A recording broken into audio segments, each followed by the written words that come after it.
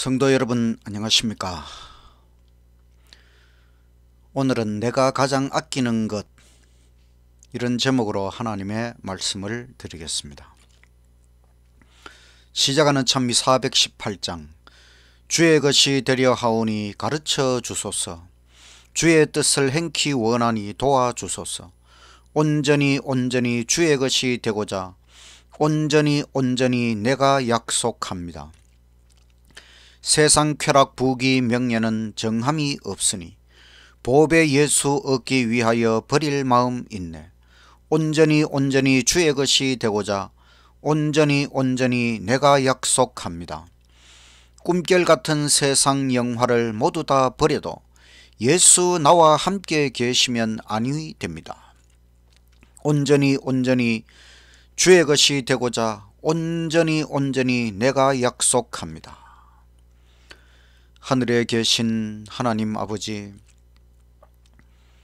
우리에게 너무나 많은 것을 베풀어 주셔서 감사합니다. 그 모든 것들을 통하여 우리가 다시 하나님 앞에 드릴 수 있는 아낌없는 헌신의 마음을 가질 수 있도록 우리를 인도하여 주시옵소서. 오늘 말씀을 통하여 다시 하나님께 헌신하기로 결심하는 우리의 생애가 되게 하여 주시옵기를 예수님 이름으로 기도드리옵나이다. 아멘. 둘째 찬미 412장. 성자의 귀한 몸 주셨으니 날 위한 그 사랑 고마워라. 내 머리 주 앞에 조아려 하는 말, 나 무엇 주님께 바치리까. 주님의 십자가 나도 지고 신실한 믿음과 마음으로 형제간 사랑과 친절한 위로를 누구에게나 베풀게 하옵소서. 만가지 은혜를 받았으니 내 평생 슬프나 즐거우나 이 몸을 온전히 주님께 바쳐서 주님만 위하여 늘 살겠네. 내가 가장 아끼는 것. 성도 여러분, 여러분이 가장 아끼는 것이 무엇입니까?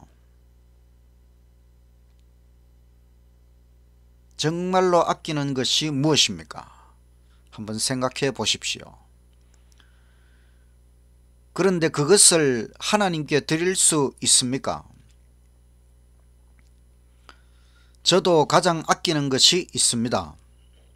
나중에 말씀드리겠습니다. 오늘 하나님의 말씀은 창세기 22장, 창세기 50장까지의 말씀 중에 어쩌면 가장 중요한 장면, 바로 창세기 22장을 본문으로 선택하여 말씀을 드리겠습니다. 창세기 22장 1절. 그 일 후에 하나님이 아브라함을 시험하시려고 그를 부르시되 아브라함아 하시니 그가 가로되 내가 여기 있나이다. 여호와께서 가라사대 너의 아들 너의 사랑하는 독자 이삭을 데리고 모리아 땅으로 가서 내가 너에게 지시하는 한 산 거기서 그를 번제로 드리라. 번제는 희생 제물을 죽여서 그 전체를 불태워서 하나님 앞에 드리는 제사입니다. 믿음의 조상이라 불리는 아브라함에게 엄청난 시험이 이르러 왔습니다. 사실 아브라함의 믿음은 완전하지 못했습니다. 똑같은 거짓말을 2번이나 했지요. 자기 아내를 아내라고 분명히 밝히지 못했습니다. 한 번은 애굽 왕 바로에게, 또 한 번은 그랄 왕 아비멜렉에게, 또 여종 하가를 통해 이스마엘을 생산했습니다. 이것은 실패와 오점을 남긴 것이지요. 이런 아브라함을 하나님께서 단련하십니다. 지금 120살이 된 노인이 된 아브라함에게 그 아들 이삭을 하나님 제단에 바치라는 시험이 이르러 왔습니다. 20살이 된 청년 이삭은 아브라함의 전부라고 할 수 있습니다. 그런데 이제 이삭의 피를 흘리라니, 그는 약속의 아들이 아닙니까? 아브라함은 이전에 결코 해보지 못한 간절한 기도를 드렸습니다. 그날 밤 깊이 잠든 이삭을 본 후 아브라함은 떨면서 돌아섰습니다. 드디어 아침이 밝았습니다. 아브라함과 이삭은 모리아 산을 향하여 여행을 떠났습니다.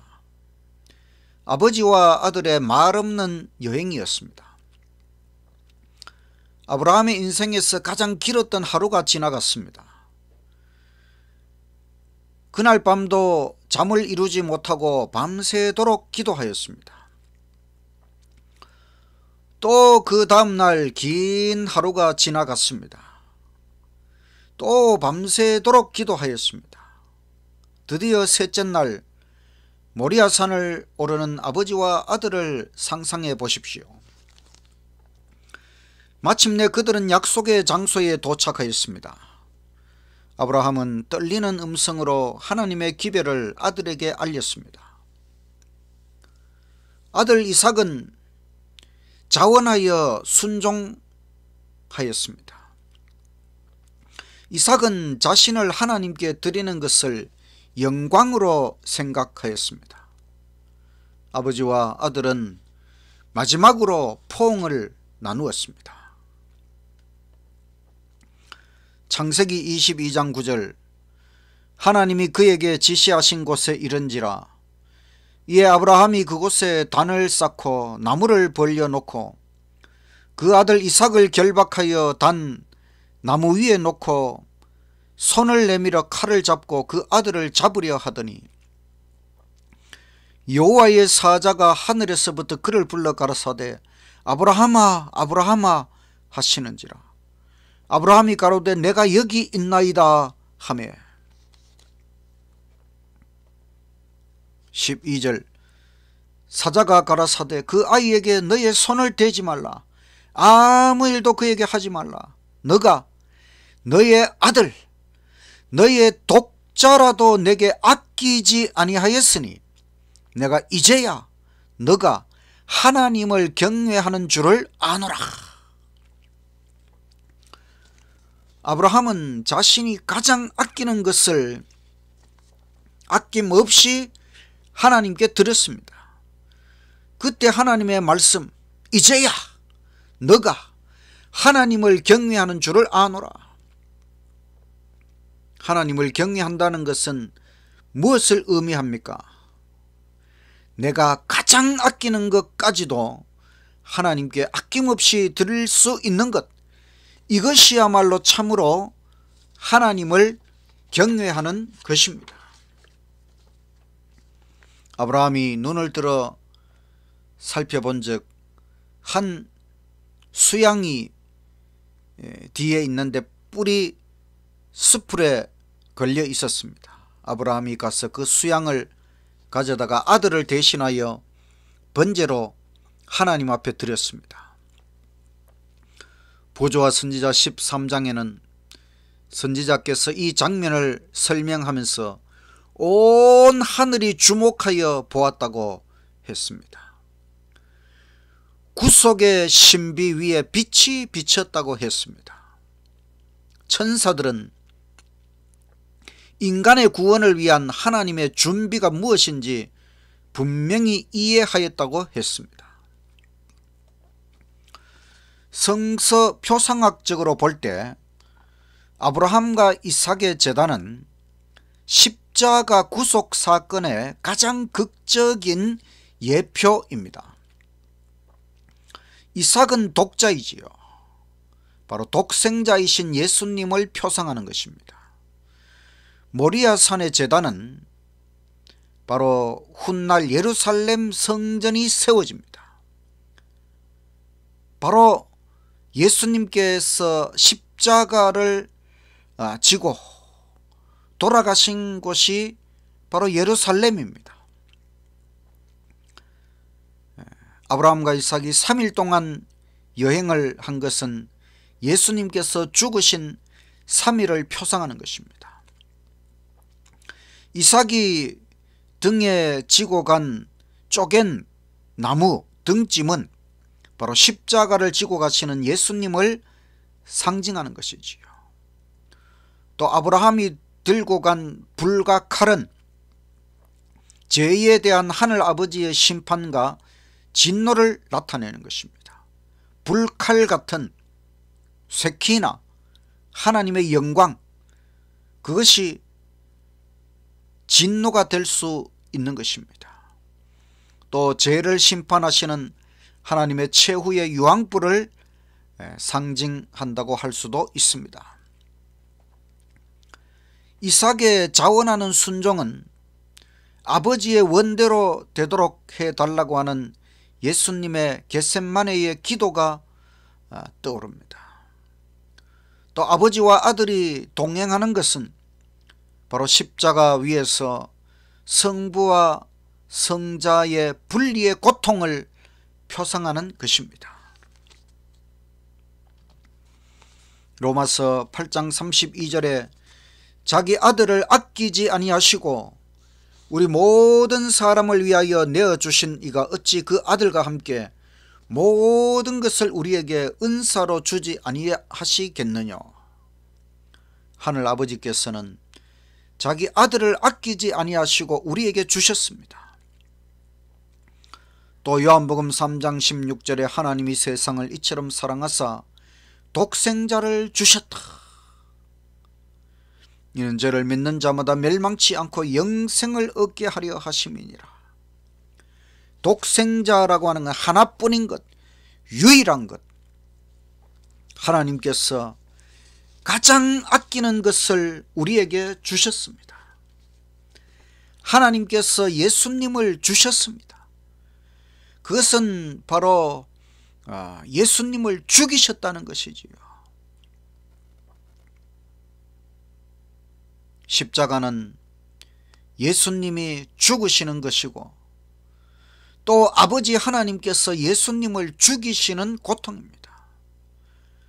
아버지 하나님은 아들을 주셨고 예수님은 자신을 주신 것입니다.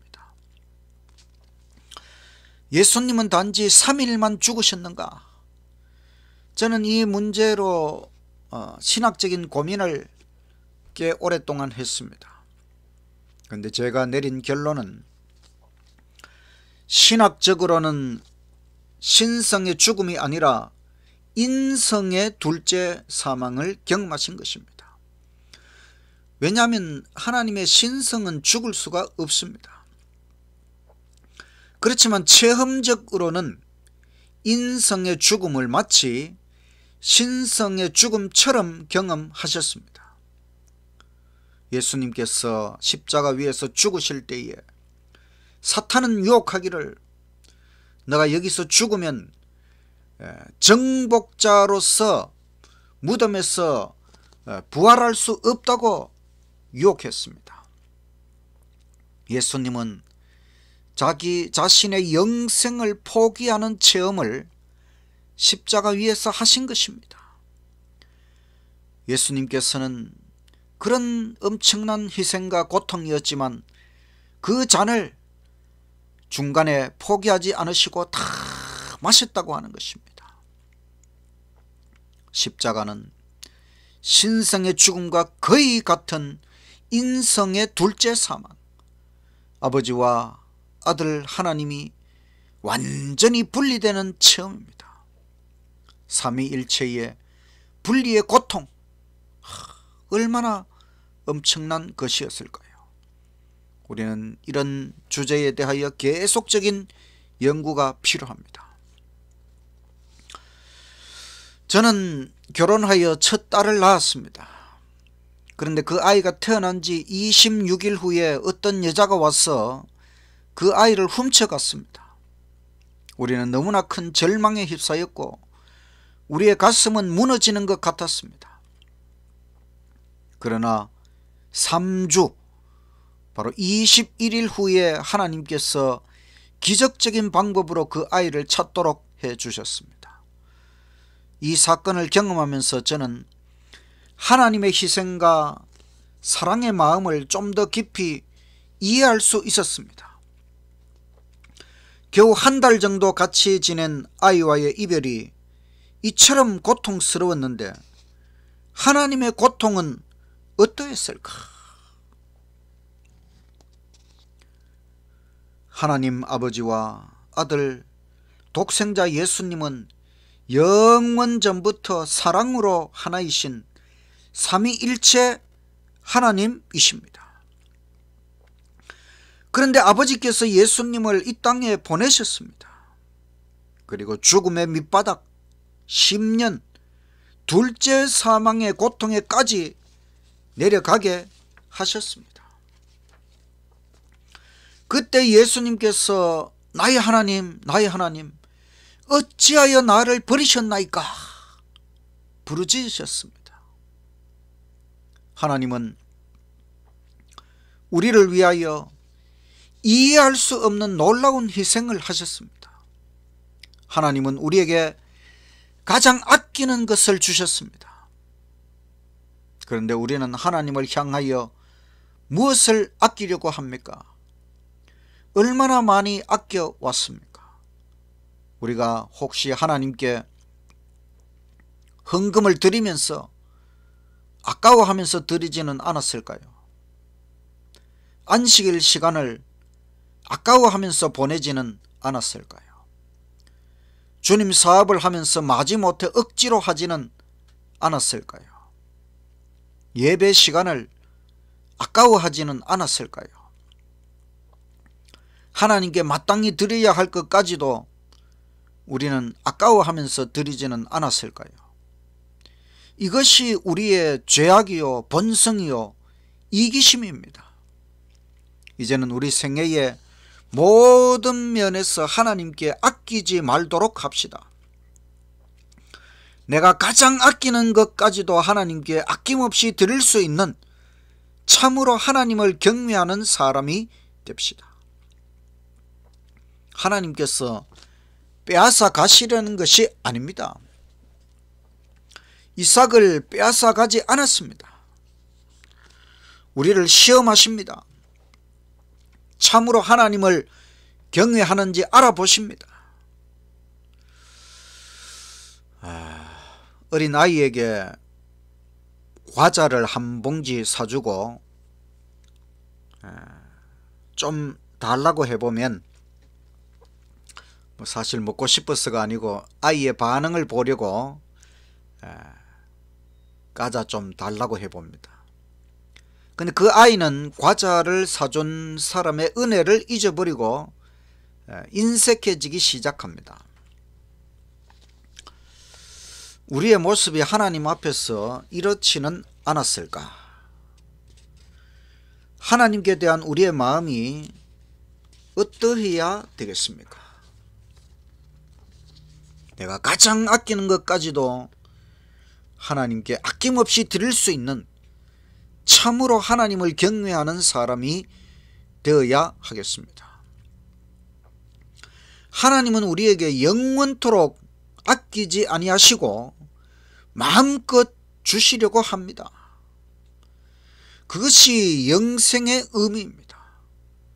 영원토록 하나님의 모든 것을 우리에게 아낌없이 나누어 주시는 것. 하나님이 너무나 많이 가지셨기에 다 나누어 주시려면 영원이라고 하는 시간이 걸리는 것입니다. 탕자의 비유 가운데 보면 둘째 아들은 탕자가 되어서 도망갔다가 돌아왔습니다. 근데 집에 있던 첫째 아들이 아버지께서 탕자를 맞이하시는 그 장면을 보고 성을 내지요. 그때 아버지가 첫째 아들에게 이렇게 말씀하십니다. 누가복음 15장 31절. 아버지가 이르되 예 너는 항상 나와 함께 있으니 내 것이 다 너의 것이로되. 이것이 아버지의 마음입니다. 하나님은 하나님의 모든 것을 다 우리의 것이라고 하십니다. 하나님 가지신 모든 것은 무한, 끝이 없지요. 그래서 하나님의 모든 것을 우리에게 나누어 주시는데 영원이라고 하는 시간이 필요합니다. 하나님께서 아브라함을 단련하신 후에 얼마나 큰 복이 주어졌습니까? 창세기 22장 15절.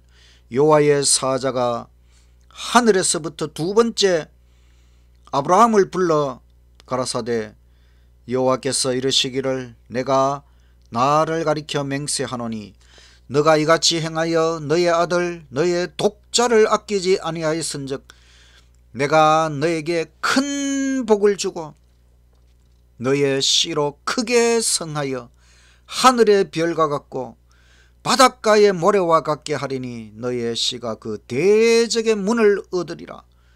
또 너의 씨로 말미암아 천하 만민이 복을 얻으리니 이는 너가 나의 말을 준행하였음이니라 하셨다 하니라. 아브라함은 큰 복을 받았습니다. 또한 만복의 근원이신 예수님의 조상이 되는 특권을 얻었습니다. 우리가 복 받을 준비가 되면 하나님께서 복을 주십니다. 그릇이 준비되어야 복을 주십니다. 우리 각자가 가장 아끼는 것이 무엇입니까? 그것까지도 하나님께 드릴 수 있게 되기를 간절히 바랍니다. 저는 제가 가장 아끼는 것은 바로 저의 생명입니다. 저는 천국 영생의 진리를 깨닫기 전에 세상에서 잠시 방황할 때 제 스스로 목숨을 포기하였습니다. 그러나 하나님께서 기적적인 방법으로 저를 살려주셨습니다. 나중에 안 사실이지만 저의 어머니께서 밤새도록 기도하신 결과로 제가 살았다는 사실을 알게 되었습니다. 이제 천국 영생의 진리를 깨달은 저에게 생명이 가장 귀한 것, 가장 아끼는 것이 되었습니다. 그때 저를 살려주신 하나님은 저의 미래를 인도하십니다. 저는 저의 미래에 대하여 걱정하지 않습니다. 저는 결심합니다. 나를 구원하신 하나님께 생명을 다 바쳐 주의 제단에 산 제사로 드리겠다고 결심합니다. 저의 생명, 저의 전 존재를 주님께 드리겠습니다. 제가 목회를 하다 죽는다면 그것은 바로 목숨을 바쳐 충성하는 것이지요. 주님 오시는 그날까지 오직 목양 사업에 목숨 바쳐 충성하는 종이 되겠습니다. 선지자의 말씀처럼 녹슬어 없어지는 것이 아니라 따라 없어지는 삶을 살겠습니다. 내가 가장 아끼는 것까지도 하나님께 아낌없이 드릴 수 있는 참으로 하나님을 경외하는 사람이 되겠습니다. 우리가 하나님을 참으로 경외하는 마음만 있으면 아무것도 두려워할 필요도 부러워할 필요도 없습니다. 여호와 이레, 하나님의 무한하고 영원한 준비, 하나님께서 다 준비해 놓고 계십니다. 그것이 우리 삶의 보고 보물창고입니다. 먼저 아낌없이 주신 하나님께 우리도 모든 것을 아낌없이 드릴 수 있는 참 믿음과 참 경외하는 자세로 살아가는 저와 여러분의 인생이 되시기를 간절히 바라면서 말씀을 마치겠습니다. 마치는 찬미 426장. 주여 나의 생애를 바치도록 하시고 나의 손발 움직여 사랑 정케 하소서. 나를 위해 피를 흘리사 나의 죄를 씻으셨으니 나의 생명 소유 모두 합하여 주께 드리옵니다. 주여 나의 입술로 기별 정케 하시고 나의 재능 취하사 주 뜻대로 쓰소서. 나를 위해 피를 흘리사 나의 죄를 씻으셨으니 나의 생명 소유 모두 합하여 주께 드리옵니다. 나의 뜻과 생각이 주 뜻 되게 하시고 나의 마음을 바치어 충성하게 하소서. 나를 위해 피를 흘리사 나의 죄를 씻으셨으니 나의 생명 소유 모두 합하여 주께 드리옵니다. 나의 온갖 사랑을 모두 주께 바치며 영원토록 주 위에 몸 드리려 합니다. 나를 위해 피를 흘리사 나의 죄를 씻으셨으니 나의 생명 소유 모두 합하여 주께 드리옵니다. 하나님 아버지, 아브라함처럼 정말 가장 아끼는 것까지도 하나님 앞에 드리기로 결심할 수 있도록 해 주셔서 감사합니다. 하나님께서 먼저 우리를 위하여 하나님의 가장 아끼시는 것, 독생자 예수님을 우리를 위해 이 땅에 보내시고 십자가에서 피 흘려 죽으시기까지 아버지와 아들이 분리되는 그 삼위일체 하나님의 분리의 고통, 그 희생을 우리를 위해 해 주셨으니 너무나 감사합니다. 먼저 아낌없이 베풀어 주신 하나님께 우리도 가장 아끼는 것까지도 하나님 앞에 드릴 수 있는 참된 헌신의 마음으로 살아갈 수 있도록 하여 주시옵소서. 이 땅에서 하나님을 위해 아낌없이 헌신하며 살다가 영원한 천국에 이를 수 있도록 하여 주시옵소서. 하나님께서 영원궁토록 우리에게 무한한 것들을 아낌없이 베풀어 주시는 그 모든 것을 누릴 수 있도록 하나님 우리의 인생을 끝까지 주관하시고 인도하여 주시옵소서. 예수님 이름으로 간절히 기도드리옵나이다. 아멘.